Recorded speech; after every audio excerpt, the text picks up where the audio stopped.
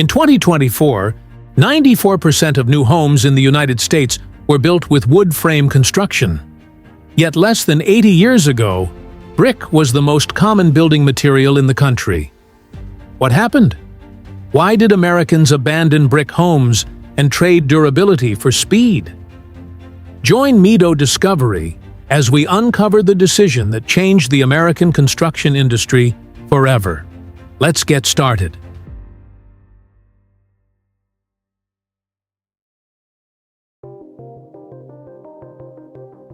Interestingly, the disappearance of brick homes did not begin with a new invention. It began during brick's golden age. In the 1930s, nearly 70% of homes in major American cities were built with structural brick. Not a thin decorative layer on the outside, but real load-bearing brick walls, typically 8 to 12 inches thick, carrying the entire weight of the building.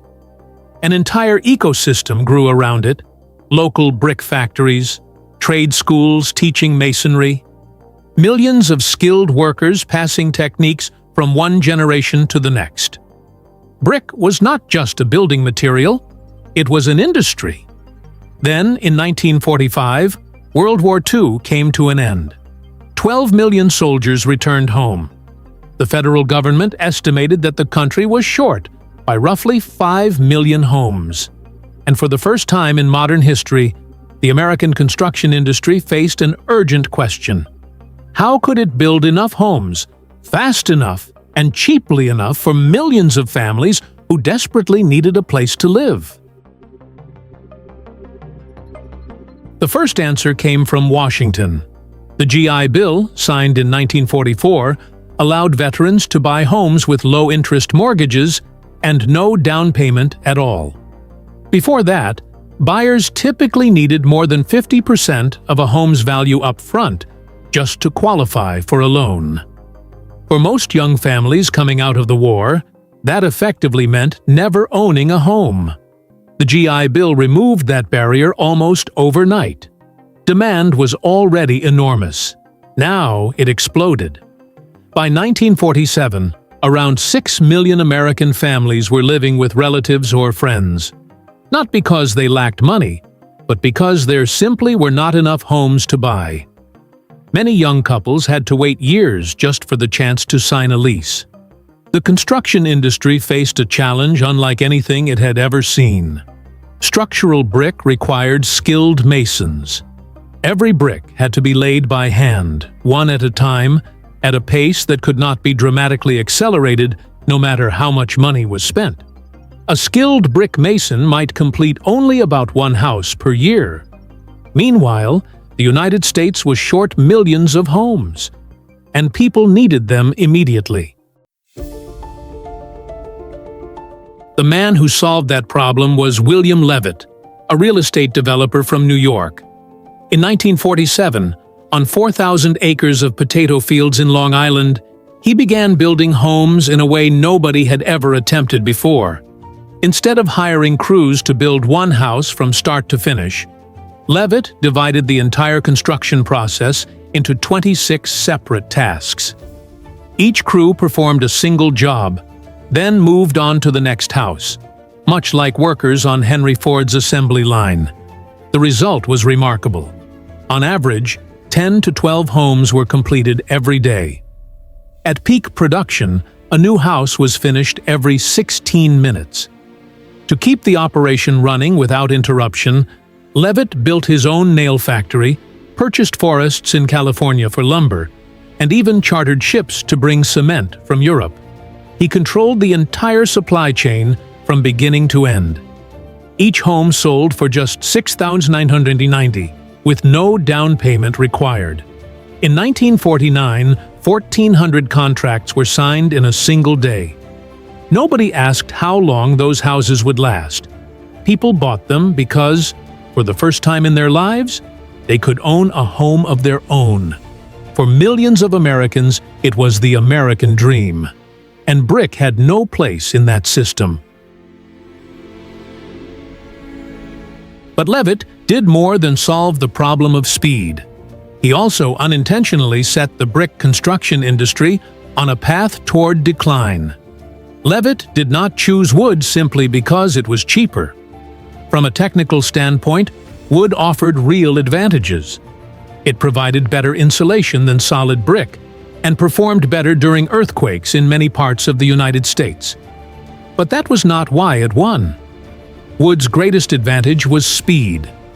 The construction process could be standardized, broken into smaller tasks, and carried out by ordinary workers.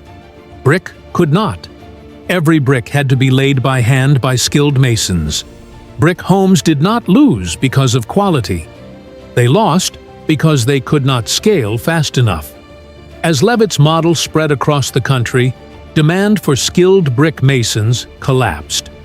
Trade schools began shutting down. Local brick manufacturers reduced production. An entire ecosystem that had taken centuries to build began to unravel. By the 1960s and 1970s, skilled brick masons had become increasingly rare and expensive. The cost of building a structural brick home rose dramatically compared to a wood frame house.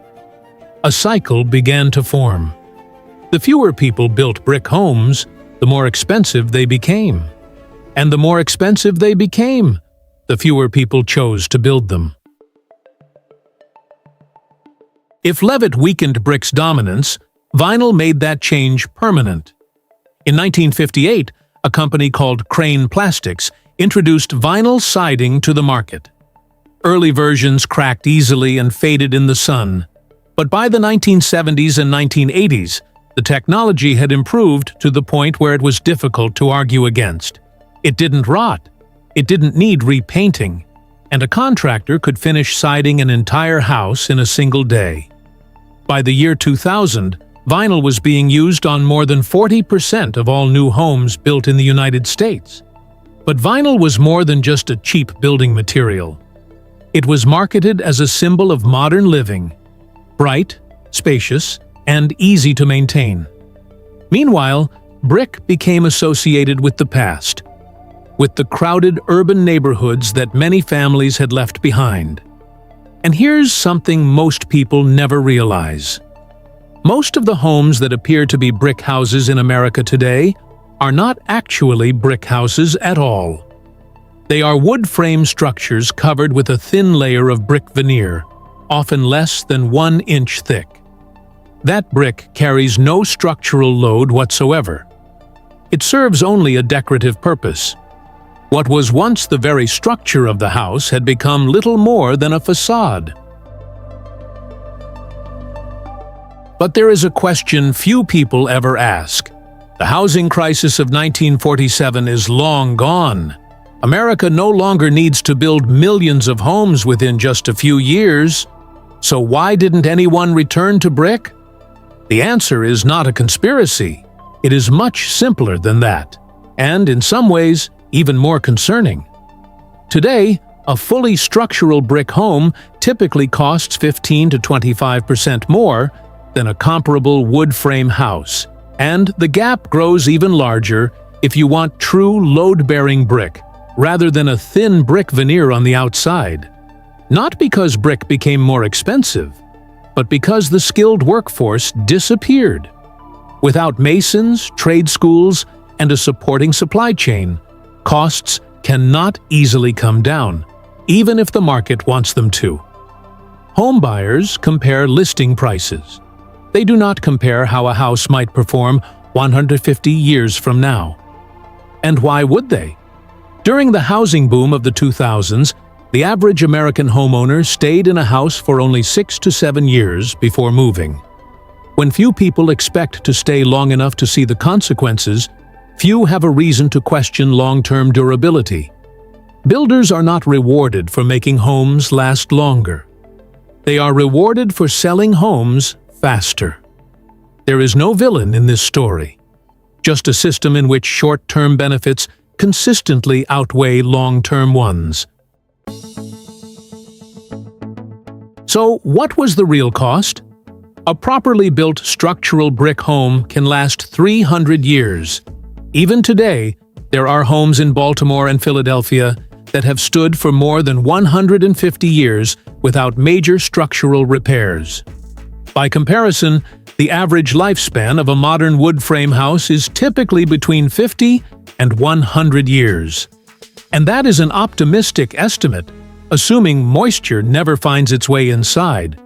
But the story is not as simple as saying wood is good or bad. This shift allowed millions of American families to own a home for the first time. It helped create the modern suburbs and fueled the growth of the middle class in the world's largest economy after World War II. In other words, America got exactly what it needed at that moment. The housing crisis was solved. But in the process, this nation traded the durability of generations for the speed of a single generation. So why did America abandon brick homes? Perhaps because, at a certain moment in history, what society needed most was not homes that could last for generations. What it needed was a chance to start over. After the war, millions of families needed a place of their own. As that need became urgent, the value of a house was no longer measured by how long it would last, but by how quickly it could be built, how affordable it was, and how many people it could help become homeowners. Brick homes did not disappear because they were a bad idea. They disappeared because America chose a different priority. And perhaps this story is not really about brick or wood at all. It is about the trade-offs between long-term durability and accessibility. Trade-offs whose true costs sometimes become visible only decades later.